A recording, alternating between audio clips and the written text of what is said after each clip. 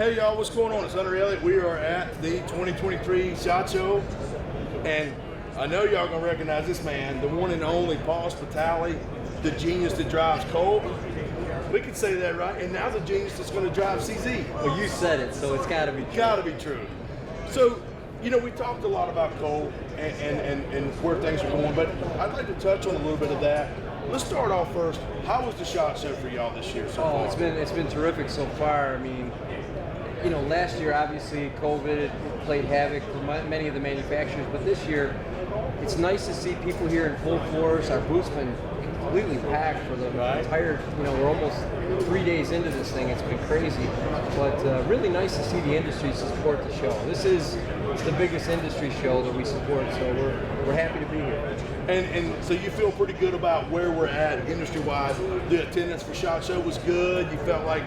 I did, and you know, when you consider the industry, this year we came off the record high of 2021. Yes, so you had all things going on. You had, you know, defunding measures and riots going on, and new people coming into the shooting sport. So the sales we saw as an industry was well above at retail $10 billion in 2021. So that was crazy. We'd never seen that.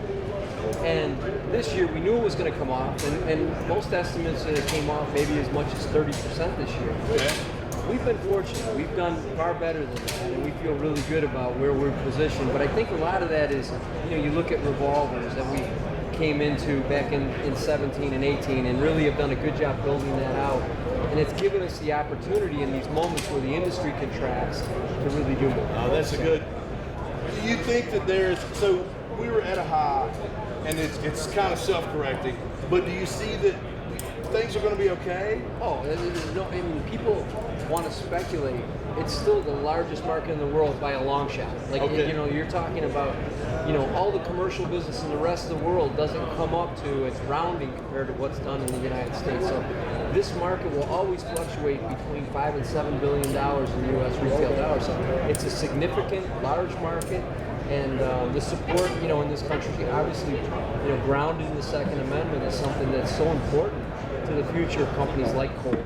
And so there's nothing that I can say other than the fact that you could speculate on what might happen. It may tick up or tip down, but it's still going to be a large part of the business for the overall industry in terms of firearms. Now, you've also got a lot of responsibility coming up with CZ USA. I do. Because you're now affiliated with them.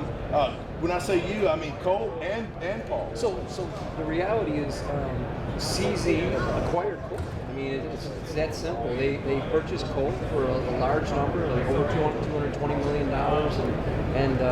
and so it was great for us. We built the company up and made it strong enough where we became an acquisition target. And we're so happy that we're owned by not a private equity interest or not banks that potentially are not committed to the Second Amendment and what we do for a living, but by a gun company. And we couldn't be happier with the affiliation. The company was so, you know, it's one thing about how proud we are of being a part of it, but they're proud too. So much so that the CZ Group, which was the company's name, the parent company, is now called the Colt CZ Group. And so these are the things that are pretty exciting for me to be a part of. Yes, I have responsibility for the CZ and Colt marketing and sales, and I'm really happy to be a part of that and play a piece. Well, I'm going to tell you this. They are absolutely lucky to have you. I promise you. And I've been to the chat. I've met the guys with CZ. All the people that I've met, from the assembly line workers to the top brass, were wonderful people, gun people, and they seem like a really genuine people. So I'm far happier with CZ owning Colt than a bunch of investment bankers that may or may not have been pro-rent. And I'll tell you another thing about it is there's so much synergy between our companies. Right. So one side of it is, you know, they have this robust shotgun line for sportsmen that they've done an incredible job with, and then they have the comp shooters with their, you know, Shadow 2 and TS2 horns that they just announced here. And then Colt has M4s and Pythons and our 1911s, and not to mention Dan Wesson. So all of this stuff brings to bear on this new company, and you know, we have a vision to become, you know, the real leader in our industry, and this is what we want to do. I would be surprised if that didn't happen.